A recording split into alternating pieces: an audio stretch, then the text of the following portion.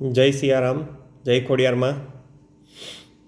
આખો દેશ રામમય થયો છે, તો મને પણ થયું કે રામ ભગવાન વિશે એક નાનો એવો વિડીયો બનાવું. પણ પછી મને ખ્યાલ આવ્યો કે રામ ભગવાન વિશે વિડીયો બનાવવા માટે હજી હું બહુ તુચ્છ જીવ છું.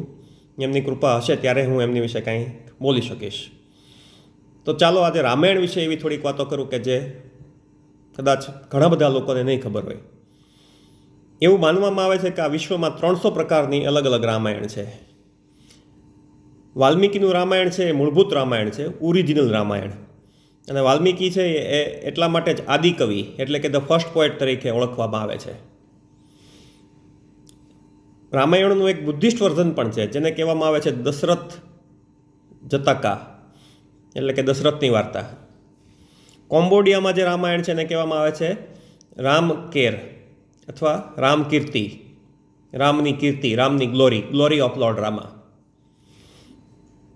વાલ્મીકી રામાયણ સિવાય જે રામાયણ ઘણા પ્રચલિત અથવા પોપ્યુલર છે એમાં દશરથ જકાર્તામાં જે છે એ બુદ્ધિસ્ટ વર્ઝન જે છે માફ કરશો, ઓકે, એક તો છે તુલસી રામાયણ, બીજું છે દશરથ રામાયણ, એક જે છે એ ગોંડ રામાયણી છે એટલે કે ગોંડિયા વર્ઝન છે, અને એક થાઈ વર્ઝન પણ છે રામાકીયન.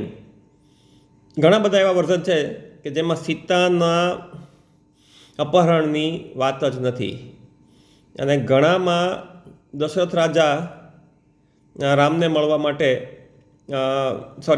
દશરથ રાજા પોતે સીતા માતાને લઈને વનમાં રામ ભગવાન પાસે જાય છે.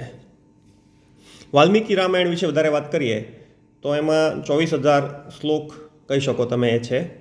ઓકે, એમાં 7 કાંડ છે: બાલકાંડ, અયોધ્યાકાંડ, અરણ્યકાંડ, કિષ્કિંધાકાંડ, સુંદરકાંડ, યુદ્ધકાંડ અને ઉત્તરકાંડ. અને 500 ચેપ્ટર, સરગસ જેને કહેવાય એ છે. જ્યારે રામ ભગવાન વનમાં ગયા ત્યારે એમની ઉંમર 27 વર્ષની હતી. જટાયુના જે પિતા હતા અરુણ, એમણે માતા સીતાને બચાવવાનો પ્રયત્ન કરેલો, જટાયુએ નહીં. જે લક્ષ્મણ રેખાની વાત છે રામાયણ એટલે કે વાલ્મીકી રામાયણમાં છે જ નહીં.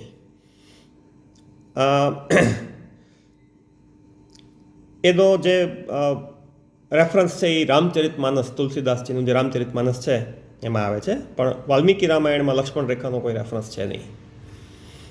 વાલ્મીકી રામાયણમાં રામ ભગવાનને એક વ્યક્તિ તરીકે, હ્યુમન બિંગ તરીકે દર્શાવવામાં આવ્યા હતા, અને લોર્ડ વિષ્ણુના અવતાર તરીકે એટલે કે ભગવાન વિષ્ણુના અવતાર તરીકે, ઇન્કાર્નેશન ઓફ લોર્ડ વિષ્ણુ તરીકે એમને રામચરિત માનસમાં દેખાડવામાં આવ્યા હતા.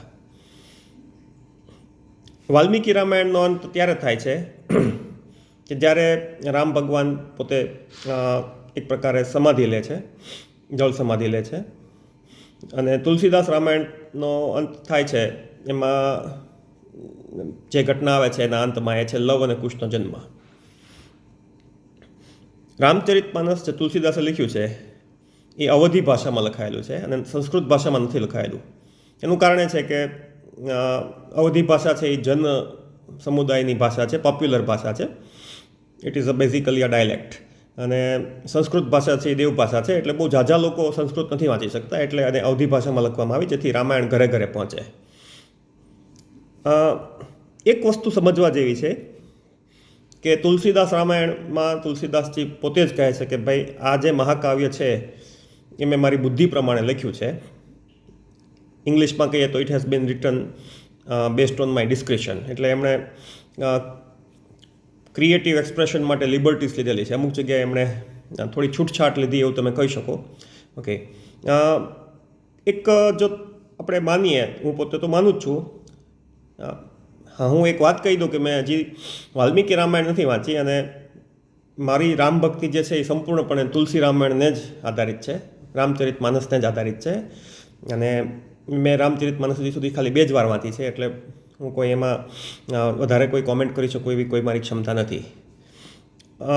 પણ વાત એવી છે કે ભગવાન શિવ અને માતા પાર્વતી વચ્ચેનો જે ડાયલોગ છે, એમની વચ્ચે જે વાત થાય છે રામ ભગવાનની વાર્તાની, એ જ તુલસીદાસ મહારાજે રામચરિતમાનસ રૂપે લખેલી છે. રામચરિતમાનસનો અર્થ થાય છે lack of the deeds of Rama, એટલે રામ ભગવાનના જે સારા કાર્યો હતા એનું એક તળાવ, અથવા રામના જે શુભ કર્મો, ડિવાઇન જે કર્મો હતા એમના તળાવમાં એક ડૂબકી મારવી, એટલે એ છે. સો રામચરિતમાનસ છે એ લોકો માટે વધારે છે કે જેમને રામની ભક્તિ કરવી છે, જેઓ રામના ભક્ત છે, અથવા જેમના માટે રામ જ શ્રેષ્ઠ છે, અને એમનું પર્સનાલિટી અથવા કેરેક્ટર જેને સમજવું છે. આમ તો રામને સમજી શકવું એ બ્રહ્મને સમજી શકવું એવી જ અઘરી વાત છે, બંને એક જ છે. એટલે રામને સમજી શકવું એ શબ્દો બહુ અયોગ્ય કહેવાય, પણ છતાં પણ રામ કોણ હતા એ વિશે જો તમારે વધારે ઇનડેપ્થ સમજવું હોય તો રામચરિતમાનસ વધારે છે. એમની ભક્તિ કરવી હોય, રામ ભગવાનના જે ગુણો છે જીવનમાં ઉતારવા હોય, સમજવું હોય, તો રામચરિતમાનસ વધારે સારું છે. એનો અર્થ એવો બિલકુલ નથી કે વાલ્મીકી રામાયણ વાંચવાથી તમને એ બધી ભક્તિની પ્રાપ્તિ નહીં થાય, પણ જો ડોક્યુમેન્ટરી લેવલની અથવા ઓથેન્ટિસિટીની વાત કરીએ તો વાલ્મીકી રામાયણ છે એ વધારે ઓથેન્ટિક છે.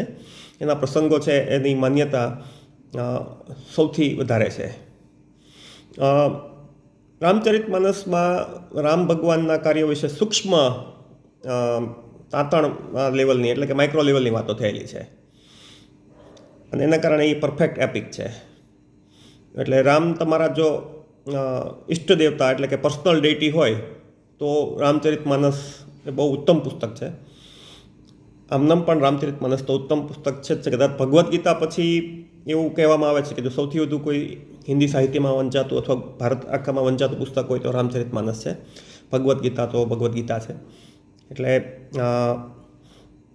ટૂંકમાં કહીએ તો રામાયણ વિશે અમુક એવી વાતો મેં એક બ્લોગમાં લખેલી, અને એનું સરળ બને એટલું ગુજરાતીમાં આ માહિતી તમારા સુધી પહોંચાડવાનો એક બહુ જ વિનમ્ર પ્રયત્ન કર્યો છે. ભૂલચૂક લેવી દેવી માફ કરજો. કાંઈ પણ તમને એવું લાગે કે આમાં ભૂલ હતી તો ચોક્કસ મને સંપર્ક કરી શકો છો. જય સિયારામ, જય માતા કોડિયાર.